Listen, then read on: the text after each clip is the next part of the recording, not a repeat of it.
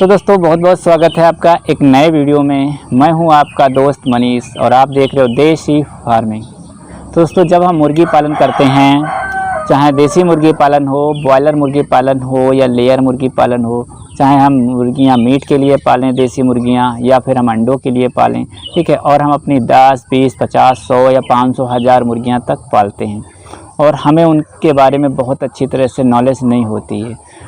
लेकिन कभी कभी क्या होता है कि अचानक ही मुर्गियां बीमार पड़ जाती हैं और हमारी समझ में नहीं आता है कि इनको क्या बीमारी है, कैसे इसका हम ट्रीटमेंट करें। तो जब आपको समझ में ना आए इनकी प्रॉब्लम क्या है, ठीक है, कि मुर्गियां बीमार हैं, सुस्त हैं, दाना वगैरह नहीं खा रही हैं, तो आपको कैसे ट्रीटमेंट करना है।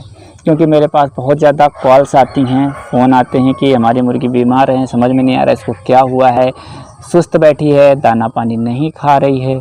तो ऐसे कई सवाल लोग करते हैं, पूछते हैं, तो मैं उनको क्या क्या बताऊं कि क्या क्या समस्या आपकी बर्ड को हो सकती है। बहुत लोग तो सिर्फ फ़ोटो भेज करके पूछते हैं कि सर इसको क्या हुआ है। अब बताओ किसी की फ़ोटो को देखकर कैसे बताया जा सकता है कि क्या प्रॉब्लम है, ठीक है। तो अगर आपकी मुर्गियाँ बीमार हैं या फिर कभी भी मुर्गियाँ बीमार हो सकती हैं, अगर आप इस वीडियो को लास्ट तक देख लेते हो तो चाहे जिस तरह की मुर्गी में बीमारी हो आप उसको कंट्रोल कर सकते हो, या सही बीमारी आपने पकड़ लिया और जो ट्रीटमेंट मैं यहाँ पर बता रहा हूँ वो आपने किया तो डेफिनेटली आपकी मुर्गियाँ ठीक हो जाएंगी। इसके लिए वीडियो को आपको लास्ट तक देखना होगा, तो वीडियो को लास्ट तक ज़रूर देखिए। और चैनल पर नए हो, चैनल को अभी तक सब्सक्राइब नहीं किया है तो चैनल को ज़रूर से ज़रूर सब्सक्राइब कर लीजिए, साथ में नोटिफिकेशन बेल को भी ऑन कर लीजिए ताकि जब भी मैं कोई वीडियो अपलोड करूं तो आपको उस वीडियो का नोटिफिकेशन भी मिल जाए। तो दोस्तों वीडियो को आगे बढ़ाने से पहले अपनी PDF ई बुक का इंट्रो देख लेते हैं, इसके बाद में आगे हम आपको बताते हैं कि कैसे आप अपनी मुर्गियों की बीमारी को पहचानोगे और उसका ट्रीटमेंट करोगे। यदि मुर्गियों की बीमारी समझ में नहीं आ रही है तो भी आप किस तरह से इलाज करोगे। दोस्तों यदि आप देसी मुर्गी पालन कर रहे हो, करने वाले हो या करके छोड़ चुके हो तो ये PDF ई बुक आपके बहुत काम आ सकती है। यदि आप इस PDF ई बुक को एक बार पढ़ लेते हो तो आपको देसी मुर्गी पालन की 99% जानकारी मिल जाएगी। इस PDF ई बुक में मुर्गी पालन में लगने वाली लागत, सर्दी गर्मी बरसात में मुर्गियों की देखरेख, देसी मुर्गियों की प्रजातियां, असील कड़कनाथ, एफएफसी, सोनाली, आजाद की जानकारी, एक दिन के चूजे को बड़ा होने तक कैसे पाले, मुर्गियों की वैक्सीनेशन, मुर्गियों की बीमारी, कारण, इलाज और उनकी दवाएं, देसी मुर्गियों के फीड और उनके मार्केटिंग के तरीके आदि बातों को शामिल किया है। देसी मुर्गी पालन हिंदी PDF ई बुक की कीमत सिर्फ 51 रुपीज़ है। आप गूगल पे, फोन पे, अमेजॉन पे, पेटीएम, भीम UPI और QR कोड स्कैन करके पेमेंट पेमेंट स्लिप 9236623883 पर व्हाट्सएप या टेलीग्राम पर भेजें। अधिक जानकारी के लिए 9236623883 पर व्हाट्सएप या टेलीग्राम पर मैसेज करें। तो दोस्तों यहाँ पर कुछ बातों को आपको खुद ही समझना पड़ेगा। सबसे पहले आप बर्ड को बहुत ध्यान से देखिए, 3-4 बातें आप समझिए। पहली चीज़ तो आप क्या फीड दे रहे हो। अगर आप फीड में कुछ गड़बड़ दे रहे हो, जैसे कि केवल आप चावल दे रहे हो, केवल गेहूं दे रहे हो, केवल मक्का दे रहे हो, तो हो सकता है इनकी डाइजेस्टिंग में प्रॉब्लम हुआ हो और बर्ड बीमार पड़ना लगा हो, ठीक है। हो सकता है बर्ड पतली बीट कर रहा हो। आप देखिए बर्ड पतली बीट तो नहीं कर रहा है तो लिवर टॉनिक दीजिए। अदरवाइज ज़्यादा कर रहा है तो इसके लिए हमने बताया कि पतली बीट के लिए क्या क्या दवाएँ देते हैं, इसका वीडियो आपको हमारे चैनल पर मिल जाएगा। इसके अलावा बर्ड पे एक और चीज़ चेक करिए कि बर्ड को बुखार तो नहीं है, फीवर, ठीक है। फीवर चेक करिए, मुर्गियों के पंख के अंदर हाथ लगाइए, देखिए आप चेक करिए, अगर ज़्यादा हीट कर रही है तो समझिए फीवर है। इसका भी वीडियो आपको हमारे चैनल पर मिल जाएगा, ठीक है। तो ये 1-2 चीज़ें आपको समझ में आ जाएंगी। बाकी मुर्गियों के पेट में पानी भरने की शिकायत देसी मुर्गियों में बहुत ही कम आती है। सब कुछ देखने के बाद भी समझ में नहीं आ रहा है कि इसको क्या प्रॉब्लम है। बस बर्ड सुस्त नज़र आ रही है, सुस्त है, बैठी है, दाना पानी नहीं खा रही है और वो चलती फिरती भी कम है, पकड़ो तभी भागती है। तो ये सारी समस्याएं ऐसी हो सकती हैं। फिर भी हमारी समझ में नहीं आ रहा है कि इनको हम क्या ट्रीटमेंट करें, क्योंकि बहुत सारे लोग मुझे फ़ोन करते हैं, व्हाट्सएप पर मैसेज करते हैं और पूछते हैं कि हमारी मुर्गी बीमार है, बताइए मैं किस तरह से इसका इलाज करूं, ठीक है। तो किसी की फ़ोटो देख करके, कोई वीडियो देख करके बता पाना बहुत ही मुश्किल है इसको क्या बीमारी, ठीक है। लेकिन अगर फिर भी आपको समझ में नहीं आ रहा है कि हम मुर्गियों का कैसे ट्रीटमेंट करें, मुर्गियाँ बहुत सारी पाल रखी हैं, 100, 200, 500, 1000, और आपको सही से फार्मिंग भी नहीं आती है, बीमारी, अगर मुर्गियां बीमार हो गई हैं तो उनका इलाज कैसे करना है आपको ये सब नहीं आता है, तो फिर ये कठिन फार्मिंग हो जाएगी, आपका काफ़ी ज़्यादा नुकसान हो जाएगा। लेकिन हम अपने मेन टॉपिक पर आते हैं। अगर हमारी समझ में नहीं आ रहा है कि मुर्गियों को क्या बीमारी है, ठीक है, तो कैसे आपको उनका ट्रीटमेंट करना है, ठीक है। जब आपको बिल्कुल समझ में आए कि क्या दिक्कत है तो आप कैसे ट्रीटमेंट करोगे, चलिए अब हम आपको बताते हैं। तो यहाँ पर आपको एक चीज़ ले लेनी है, एंटीबायोटिक। एंटीबायोटिक आपको पाउडर ले लेना है, ठीक है, केवल पाउडर ही नहीं है आपका, ठीक है। तो एंटीबायोटिक केवल पाउडर नहीं है, एंटीबायोटिक ये हमारे पास एक पाउडर है, तो हम इसके कोई भी आपको एंटीबायोटिक मेडिसिन आपको लेनी है, एंटीबायोटिक पाउडर लेना है या फिर एंटीबायोटिक टेबलेट। तो हम एक दो नाम अभी बता देंगे, ठीक है, जैसे कि एंटीबायोटिक पाउडर या फिर एंटीबायोटिक टेबलेट। ये पाउडर आपको पोल्ट्री शॉप पर मिलेगा, ठीक है, जो मुर्गियों की दुकान होगी जहाँ पर मेडिसिन मुर्गियों की मिलती होगी वहाँ पर आपको मिलेगा। इसका नाम है रेस्टिक एल, ठीक है, रेस्टिक एल के नाम से हमारा पाउडर है, हमारा नहीं है बल्कि ये वेंकीस कंपनी का है, ठीक है, जिसका चिक्स सबसे ज़्यादा सप्लाई होता है इंडिया में, ठीक है, बाहर की कंपनी है, तो उसी का ये प्रोडक्ट है रेस्टिक एल, ठीक है। इसमें लीवोफ्लैक्सासिन होता है, ठीक है, लीवोफ्लैक्सासिन एक फार्मूला होता है। तो अगर आपको रेस्टिक एल मिलता है तो रेस्टिक एल ले लीजिए।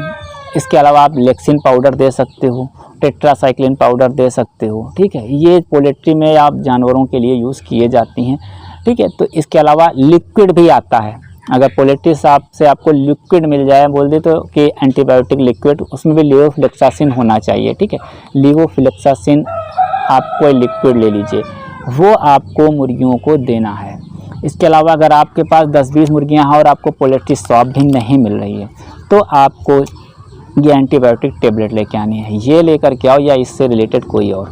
इसका नाम है सिप्लॉक्स 500, ठीक है, जो मैं देता हूँ ज़्यादातर और सबसे कारगर मेरे लिए लगती है। जब ये पाउडर नहीं होता है तब हमें ये मेडिकल स्टोर से लेकर के हम देते हैं। सिप्लॉक्स 500 यानी सिप्लॉक्स 500 mg की एक टेबलेट आती, एक टेबलेट, ठीक है। और इसके साथ में आपको देना है कालपाल, ठीक है, ये पैरासीटामॉल होती है, इसमें पैरासीटामॉल की आपको कोई भी टेबलेट, जैसे कि आपकी डोलो हो गई, ठीक है, आइब्रोजेसिक हो गई, कालपाल हो गई या केवल पैरासीटामॉल। फ़िलहाल ये कालपाल है जो कि काफ़ी सस्ती आती है, 1 रुपये की एक पड़ती है, ठीक है। तो ये आप 15 रुपये का लगभग एक पत्ता 15 टेबलेट आती हैं, तो 15 रुपये के आसपास इसकी MRP रहती है। तो 15 रुपये की 15 टेबलेट आपको ये मिल जाएंगी, ये बुखार में काम आती हैं। तो अब ये दवाइयाँ हैं, इनमें से कोई भी एक दवाई, ऐसा नहीं है कि बहुत सारे लोग पूछते हैं कि सारी देनी है, हमें सारी नहीं देनी है, सिर्फ आपको 1-2 मेडिसिन, एक तो आपको एंटीबायोटिक और दूसरी आपकी पैरासीटामॉल। जब आपको समझ में नहीं आया कि मुर्गियों में क्या दिक्कत आ रही है तो आपको देना है एंटीबायोटिक और पैरासीटामॉल, 2 चीज़ें आपको सिर्फ देनी है। अब यहाँ पर देने का जो सबसे ज़्यादा है वो कितनी मात्रा में देनी है, ये यहाँ पर मेन रहता है। मतलब देने को हमने बता दिया, ज़रा सी हमने 1 लीटर पानी में 1 ग्राम आपने एंटीबायोटिक मिला दी और 100 बर्ड को दे दिया, कभी भी ठीक नहीं होगा। अब यहाँ पर समझ लीजिए, अगर आपकी बर्ड 1 kg की है, अब मान लीजिए 1 kg की बर्ड है और आपके पास 100 बर्ड हैं या छोटा चूज़ा है, तो उस हिसाब से थोड़ा सा मैंने बार बार बताया है कि थोड़ा डोज बताने में, लेकिन आपको डोज हम लगभग बता दे रहे हैं, आप थोड़ी कम ज़्यादा कर सकते हैं। क्योंकि अगर बर्ड बीमार है, उसको सही मात्रा में मेडिसिन नहीं मिलेगी तो बर्ड कभी आप ठीक नहीं कर पाओगे और परेशान हो जाओगे। क्योंकि बहुत सारे जो लोग कॉल करते हैं और पूछते हैं कि सर हमने ये दवाई दी है ठीक नहीं, मेन कारण होता है उसको सही डोज ना मिलना। बर्ड आपकी कितने दिन से बीमार है, कितनी ज़्यादा बीमार है, इस पर डिपेंड कर। जितनी ज़्यादा बीमार होगी उतनी ज़्यादा आपको मेडिसिन देनी पड़ेगी, लेकिन इतनी भी ज़्यादा नहीं देना है कि बर्ड खाए तो तुरंत मर जाए, ठीक है। तो एक सही डोज यहाँ पर बहुत मायने रखती है। तो हम पहले यहाँ पर इस रेस्टिक एल की बात कर लेते हैं, या फिर आप मान लीजिए लेक्सिन पाउडर या टेट्रासाइक्लिन पाउडर। बहुत सारे बोलते हैं लेक्सिन पाउडर फ़ायदा नहीं करता है, टेट्रासाइक्लिन पाउडर फ़ायदा नहीं करता है। तो हो सकता है कभी कभी कुछ मेडिसिन होती है जब ज़्यादा बर्ड बीमार होती है तब फ़ायदा नहीं करती, लेकिन ये इस पर मुझे विश्वास है कि ये हमें फ़ायदा कर जाती है, ठीक है। तो रेस्टिक एल यहाँ पर आपको ले लेना है 50 ग्राम 100 बर्ड पर। 1 kg का अगर बर्ड है तो कम से कम आप इसका 50 ग्राम लगाइए, सुबह लगाइए 50 ग्राम और शाम को लगाइए 50 ग्राम। टेबलेट की बात करें तो 15 से 20 टेबलेट आप लगा दीजिए, ठीक। 1 किलो की मुर्गा हैं तो आपको 50 ग्राम आपको रेस्टिक एल ले लेना है या एंटीबायोटिक ले लेना है पाउडर।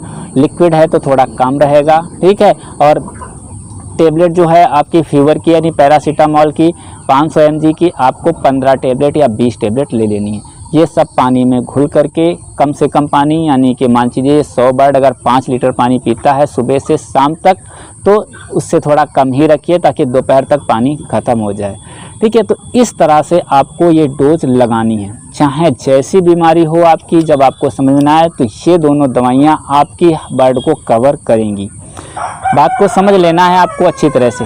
ये मेडिसिन आपको उसमें देनी है, प्री ट्रीटमेंट में, कि आपको अभी कुछ जानकारी नहीं है और आपके पास समय नहीं है कि हम बर्ड को कहाँ दिखाएं, इस बर्ड को मेन बीमारी क्या है, उससे पहले आपको ये देनी है। ठीक है, ये एंटीबायोटिक और आपको पैरासीटामॉल दीजिए, आपकी बर्ड जो बीमार होगी वो कंट्रोल में आ जाएगी।